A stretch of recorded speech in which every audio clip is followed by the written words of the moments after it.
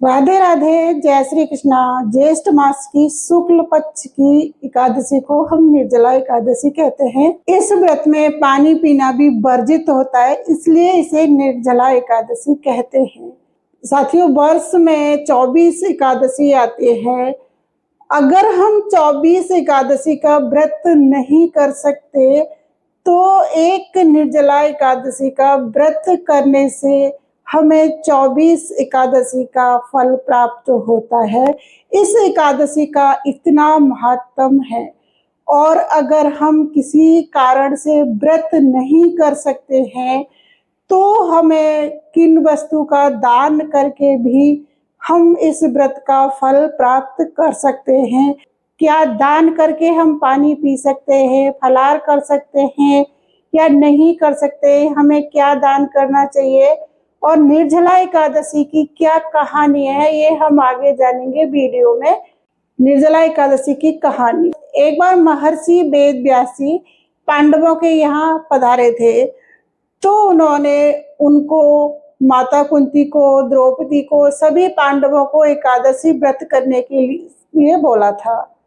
तो सारे पांडव, माता कुंती, द्रौपदी तैयार हो गए।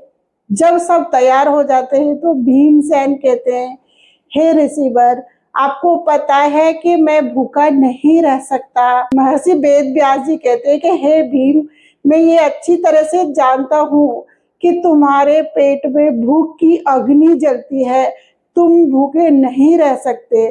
तो मैं तुम्हें एक उपाय बताता हूँ कि तुम एक एकादशी करने से पूरी 24 एकादशी का फल कैसे प्राप्त कर सकते हो। तो भीम बोले कि ठीक है महाराज, मैं 24 एकादशी तो भूखा प्यासा रह के नहीं कर सकता, हाँ साल में एक एकादशी मैं जरूर कर सकता हूँ। महर्षि ने भीम से कहा कि तुम ज्येष्ठ मास की शुक्ल पक्ष की एकादशी का व्रत करो। इस व्रत में स्नान और आचमन करने के अलावा तुम्हें जल नहीं पीना है और इस व्रत के फल से आपको अन्य 23 एकादशी का फल भी प्राप्त होगा।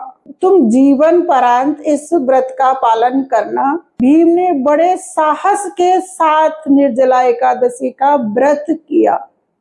इस व्रत के प्रभाव से भीम ने कुछ नहीं खाया, कुछ नहीं पिया, तो वो मूर्छित हो गए।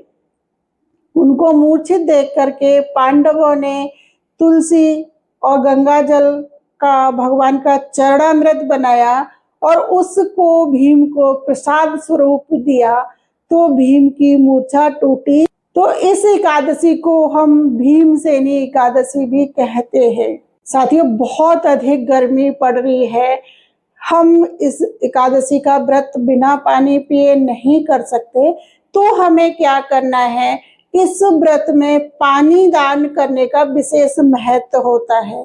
आप एक मटका, मिट्टी का मटका, तांबे का, पीतल का, स्टील का, जो भी मटका आप दान करना चाहते हैं, वैसे तो मिट्टी का मटका दान करते हैं, उसको जल से भर के मीठा जल बना के उसको दान करने का महत्व होता है।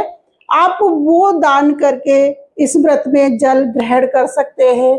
कुछ फल दान करके आप फलाहार कर सकते हैं।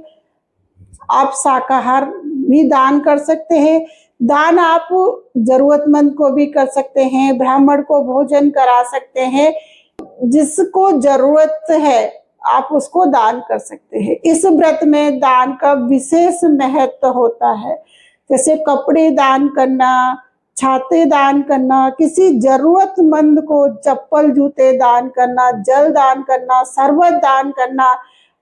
अक्सर हम देखते हैं कि निर्जला एकादशी वाले दिन घर घर रोडों पे छबीली बोलते हैं, वो लगी हुई होती हैं। लोग बाग ठंडा ही पिलाते हैं, ठंडा पानी पिलाते हैं, ऐसे सेवा करते हैं। तो इस एकादशी वाले दिन हमें दान करना चाहिए। तो दान हमें हमारी श्रद्धा अनुसार करना चाहिए।